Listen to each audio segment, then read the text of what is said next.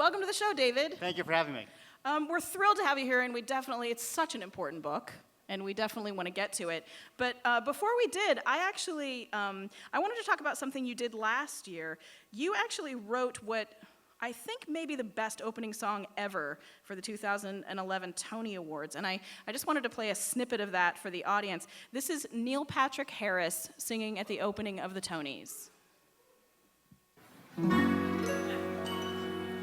If you've seen a show, then you already know how magical theater can be. It's a 2-hour live-action, barely affordable, unlip-synced version of Glee. So this song goes out to the rest of you, those who've never seen theater before. Because Broadway has never been broader. It's not just for gays anymore. If you feel like someone that this world excludes, it's no longer only for dudes who like dudes. Attention, every breeder, you're invited to the theater. It's not just for gays anymore.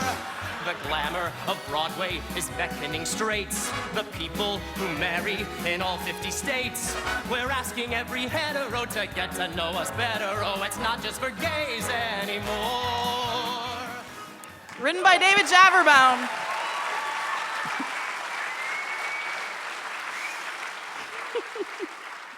We're asking every hetero to get to know us better, oh.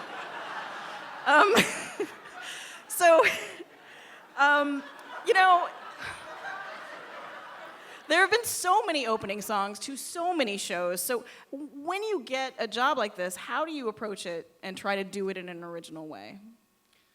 I mean, to me, the most amazing thing is not that I wrote it, but that they let us do it. Well, was there pushback? I saw a couple different things online where some people weren't so happy. Our producers were terrific, and not so much the network, but actually the theater guild that oversees the Tonys was very nervous about it. But Neil and the producers, to their internal credit, were like, this is great, this is going to work, let's do it. And they said, okay. And you know, it's one of the prouder things I've ever done in my life. It was really, really awesome. And you know, Neil is just a god among men, and he made the song so much better. And if you YouTube the song, you'll see it's on YouTube. That's what a performance should be. He's just absolutely hit it out of the park. Incredible. And I think it would have been hugely different had he not been an openly gay man singing that song. Honestly, I wouldn't have, I conceived it with him, and I knew he was the host, and so that was part of the conceiving of it. I wouldn't have conceived it if it was a different host. Right.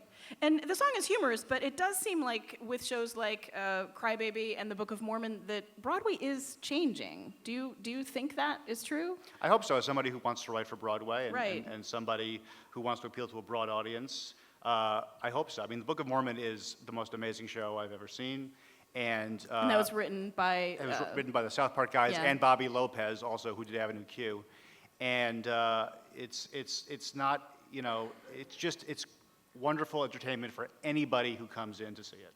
Yeah, and it just seems like the shows are having a more modern sensibility now, and that seems like it's what it's going to need in order to survive. I agree that that's what it needs to survive, and hopefully it will. I mean, but the cost is so prohibitive on Broadway right now that it is difficult. It's very difficult to have something like Book of Mormon happen, but fortunately that one did. Yeah, it was amazing.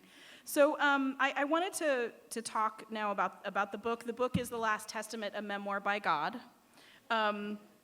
So you were sort of his ghostwriter. What was God like to work with? I can't talk about it in detail because he's listening. Right. And he'll know if you're lying about how you felt, right? Yeah, it's hard to, it's like when you have a boss and he's difficult, but you have to deal with it because you need the job. That's what it is. And he's omnipotent, which is, you know, that's another pain. Yeah, he's omnipotent and he's everywhere, which functionally is the same thing as stalking. Well, I wanted to have you read a little snippet of the book by your stalker. Maybe just this, just some stuff from this little section. Okay. Most of the book is actually a narrative, a chronological narrative from the creation of the world in 6 days, which of course is what happened, to now. But he does do some interstitial things about various topics, and one of them is gossip. For I know all and I tell all. I am the ultimate insider and the original gawker, as superior to people as I am to people, greater than us, for I am me. I am E, only my E standeth for eternal. Of dirt wert thou made, and now dirt will I dish. And first I shall speak of those celebrities who have interpreted Jesus' maxim to treat their bodies as temples, as if those temples were synagogues in Berlin on Kristallnacht. For I have seen Andy Dick fall off the wagon and then grope it. And I have seen David Hasselhoff run out of whiskey, drive to a bog, put peat moss in his mouth, and wait for it to ferment.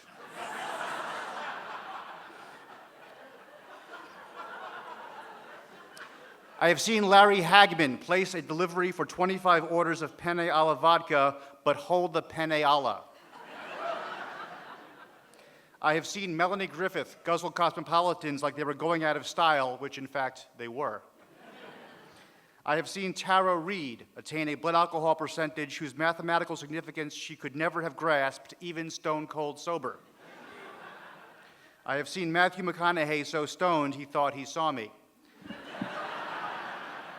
I have seen Snoop Dogg so stoned he did see me. And I have seen Harrison Ford so stoned he did Indiana Jones in the Temple of the Crystal Skull. I have seen Chevy Chase steal the painkillers of colleagues who desperately needed them to kill the pain of working with Chevy Chase. I have seen Courtney Love refer to Xanax as, quote, one of my top 10 favorite palindromic drugs that I'm addicted to.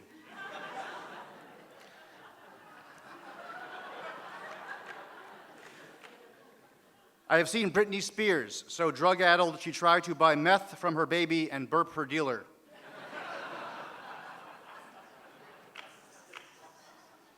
I have seen Jennifer Hudson respond to the imminent closing of an Arby's by breaking into a stirring rendition of "And I Am Telling You, I'm Not Going." That was a long time ago, of course. These days, Jennifer looketh terrific. I have seen Kate Moss order a neutrino for lunch and eat half. I have seen Ginger Spice throw up meal after meal, which is ironic since ginger is a digestive aid. I have seen Zac Efron cut himself to see if it would make his face register emotion. And through it all, I have seen Dr. Drew Pinsky pray for more celebrities to develop horrible addictions that he might cure them televisually. Consider it done, Doctor. Love the show. Some words from God.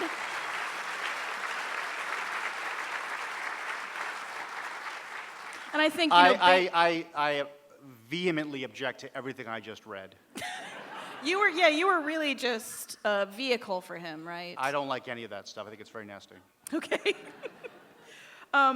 So there were some other really kind of big bombshells in this book when I read it. One of the things that really struck me was this revelation that Adam and Eve weren't, in fact, the first two humans that God created. Can you talk about that? Yeah, everyone says, God created Adam and Eve, not Adam and Steve. And what you find out is that God created Adam and Steve. That's actually what he created. It was two gay men. He made them, gay just so they could kind of focus on their gardening careers. Right. He didn't really trust a really important landscaping job like that, is my understanding. No, it's a big straight landscaping. people. It was a big landscaping job, and he wanted to keep it to Adam and Steve. But the fundamentalists who say that are actually wrong. Although obviously their names were Adam and Steve, because back then everybody had classic American English names. Right. So I think the question that I think everyone always asks about God is, why does he let bad things happen to good people? That is answered directly and simply in the book, and I will share it with you, even though it's a spoiler. Why do bad things happen to good people? It's simple: to even out the good things that happen to bad people.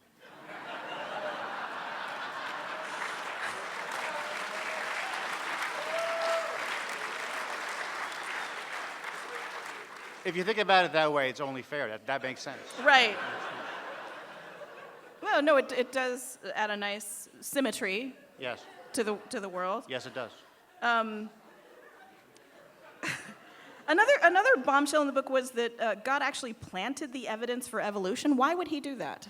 Because he really enjoys it when scientists die, and then he brings them up and sort of talks to them about how great it is that you spend your life promoting facts and reason and objective analysis of life. And then he says, I'm just kidding, you're going to hell. Sends him to hell.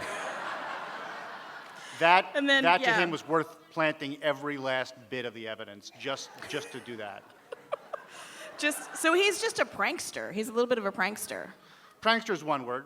Bastard would be another. Right. Sure. So, did you ever talk to God about politics? Like, does he picked a winner for the Republican primaries?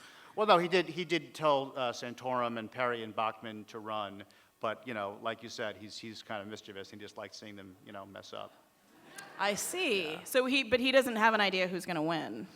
No, it's like a sporting event, and he always stays out of those kind of things. He just kind of likes to watch things unfold as they happen. I see. Like he's never influenced like the outcome of a sporting event. Like he's never ever done that. So why do they thank him? He has occasionally he'll influence the event to affect the spread, but that's it.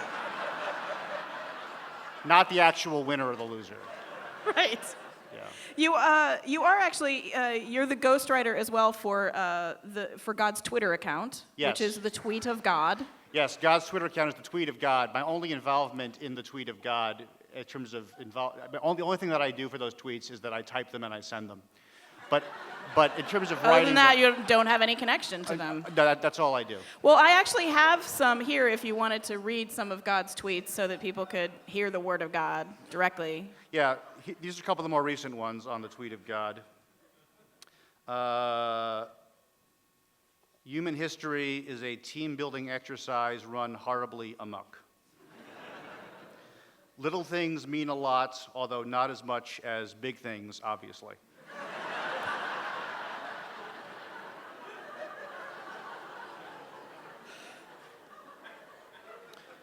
Give a man a fish, he'll eat for a day. Give him 2 fish, he'll eat for 2 days. By fish number 3, he'll sigh and say, great, more seafood. I'll just read one more. Dance like nobody's watching. It's much funnier for me that way. So you can find these tweets at the Tweet of God on Twitter. That's God's username. Just one final question. This was in the book. Is it true that whether or not the world ends on December 21st, 2012, actually depends on how well this book sells? Yes, that's correct. So basically, as a shout out to the Mayans, on whom he's always had, as he says in the book, kind of a people crush. right. He is going to end the world December 21st, 2012. He has the whole day scheduled, but he doesn't have anything scheduled for that day that couldn't be like pushed back if the sales of the book justify writing a sequel. So But it's your call. well, we've really enjoyed having you here, and God as well. The book is The Last Testament, a memoir by God. The author is David Javerbaum, and God, thanks so much for being here. Thank you. David Javerbaum.